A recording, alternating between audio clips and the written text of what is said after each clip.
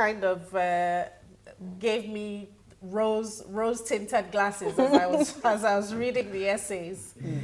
But you know, and there. If sometimes even when the essays weren't very good, there were some research points that were brought out. Like one that stands out to me, in one of the essays, I think it was a young girl who wrote and had pulled up in research how green education affects young people's performance in schools, in standardized tests, their relationships with others.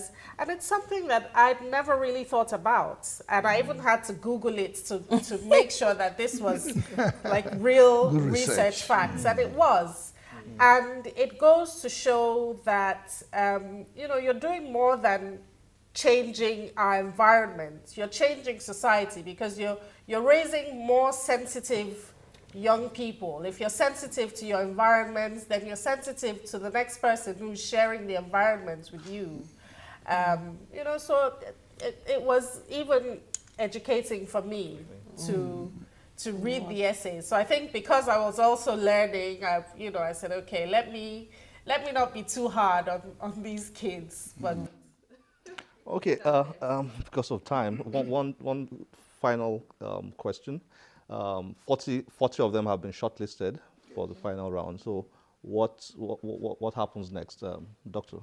I think we're going to now have a kind of a face-to-face interview with all those that have been shortlisted, just to be sure that they actually wrote the essays, and also to be sure that they read the book. Because you see, we have forgotten about the gifted book itself, written by the First Lady, which brought out the theme for the essay. So, and because you read some of the essays, you begin to ask yourself, did they actually read the book? So the book, reading the book, really is the aspect of the face-to-face interview or discussions or interaction, whatever you want to call it, that will take place in the subsequent sessions with those that have been shortlisted. And then, of course, from there, we will be looking at the finalists, those that are going to become the winners. But then I must add here that those that have been shortlisted, any one of them could stand out and be a winner and be the kind of ambassador that the First Lady is looking for the green education. Thank you very much for joining us on the Channels Book Club. Thank you, Titi. Thank you, Dr. Jubono. Kaine, thank you for coming. Thank you for having us.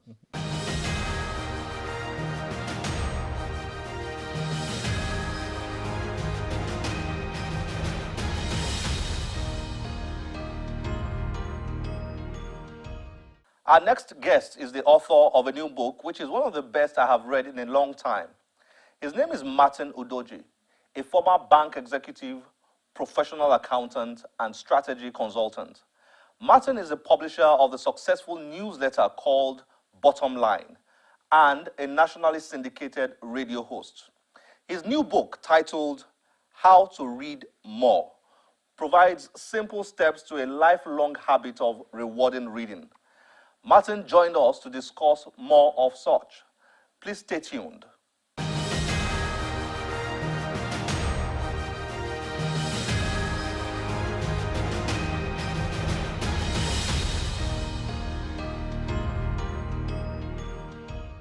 Martin, thank you for joining us on the Channels Book Club. Thank you, Kule, for having me. It's a pleasure having you here. You know, you were one of our first guests on the Channels Book Club, and I noticed you've been busy since then. Yes. How to Read More. Fantastic work. One of the best I've read in a long time. Thank you very much. Well Happy done. to hear that. Well done. Good work. The first thing that catches your attention when you pick up this book, whoever, is reading more. Is there a need for that in Nigeria? For you to have written this, how to read more? It raises that question. Is there the need to read more in Nigeria? And how serious is that need? Absolutely. I mean, there's absolutely a need, to read more because there's a value to reading that most people are not aware of.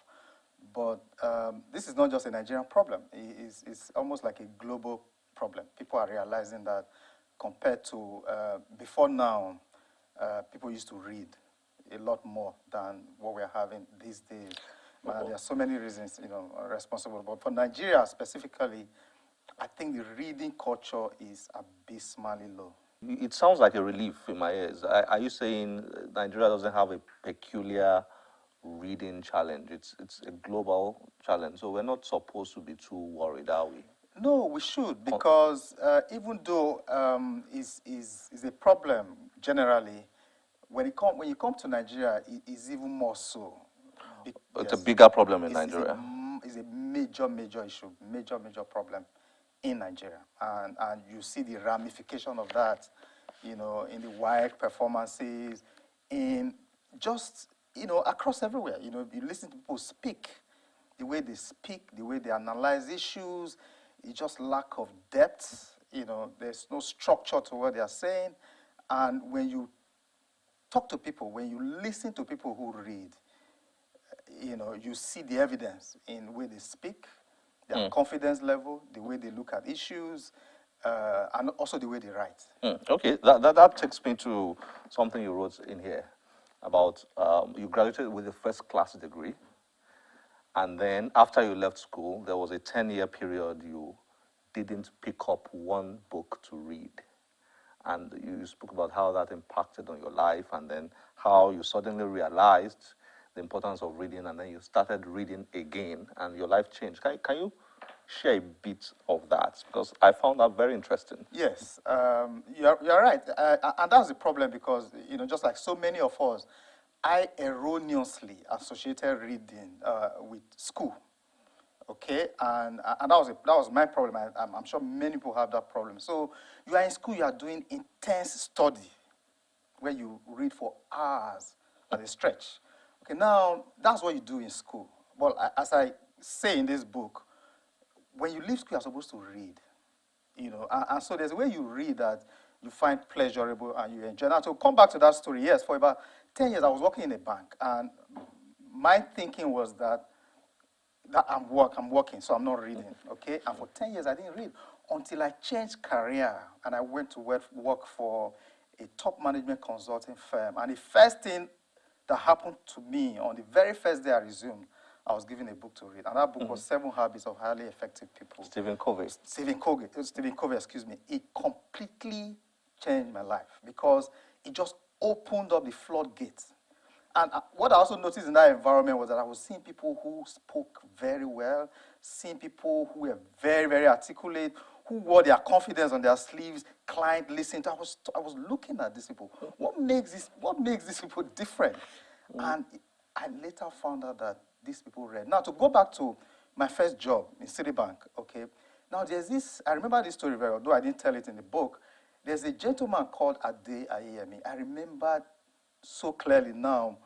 We were working somewhere on over a weekend, and they brought everybody together. And I noticed that this man had a book. I remember it was a book called Managerial Economics. And I'm like, why is this guy reading? We are working. Well, he was reading, and today, Ade Ayemi is the global transaction head for the whole of Citibank Sub-Saharan Africa. He's top. So I'm not saying that reading made him who he is, but he was diligent, he was hardworking, he was extremely brilliant, but I think reading gave him an edge. I'm curious. Do you think Nigerian leaders read enough? If you asked me that question, when I read the newspapers and I listen to Nigerian leaders on TV, with all due respect to the brilliant ones and so on, I get a general feeling that do they read? Do they learn from the best all over the world? Do they bring in global best practices into Nigeria? What's your take on that? No. The short answer is no. Is that why you hardly had Nigerian examples in your book? Okay, I will address that shortly. But to answer your first question, Barack Obama, when he went for the summer vacation in 2010, they said he went with 5 books. And in total, those books were 2,300 pages. That was I think a 1-week vacation, and he read everything. 5 books. 5 books. Lee Kuan Yew, that we talk about today, the guy that made Singapore what it is today. He said that when he was as prime minister, he took out time to go to Harvard to, according to him, recharge his batteries. Even George Bush, that we look at and we think, oh, this guy doesn't look like a smart person, okay? You know, that he has always had that toga, you know, on him. But if you read his book, Hard Decision Points, the way he read was I was in a reading contest with Karl Rove, one of his top aides, and they kept counting how many books, you know. So so they wanted to see who will read more. This, you know, because sometimes what I hear is that, oh, I'm too busy, I don't have time, I have deadlines, and I'm like, hey, wait a minute, but look at people who are reading. There are quite a number of examples that are Western in this book. You know, that's a good observation, but I think the problem is that personally, my reading habit is skewed towards non-fiction books, okay? I struggle sometimes with reading fiction because I like to read books that I can apply to myself. I've read books about how the brain works, about how to think, about how to approach issues. So those are things so I'm always going after, and I like reading certain authors. If you read Malcolm Gladwell, you read Jim Collins, you read, these are people who, you know, Tom Friedman, these are people who use stories to tell whatever they want to share. So I love that. But so because the reason why you don't see so many Nigerian authors cited here is that, and I think it's a problem, Nigerians who do non-fiction tend to be people who are maybe politicians or they are living public office, like El Rufai's book and things like that. But I noticed that people who are in the private sector, they hardly write their story. You know, you just mentioned Jack Welch of GE, Lou Gessner of IBM, Apple, Steve Jobs. These are people, when you read their book, you just say, wow, so this is what this guy did. I think I can do that. Yeah. They inspire you. Okay? So, but unfortunately, people leave banks, they leave big companies, even CBN governors, they hardly, you know. Nigerian stories get lost, completely lost. Therefore, you don't have a sense of history. Where did these people come from, and how can I take this vision further? So there's a gap there, and we need to fill it. Thank you very much for joining us on the Channels Book Club. Again, congratulations on your new book, How to Read More. Highly recommended. Thank you, Kule, for having me. Thank you.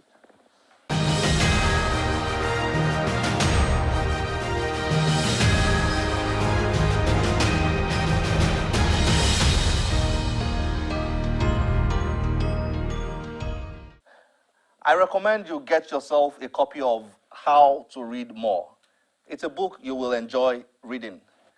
Don't forget you can join us on any of our social media platforms displayed on your screen. My name is Olakunle Kasumo. Remember, one great book can change your life. Bye-bye.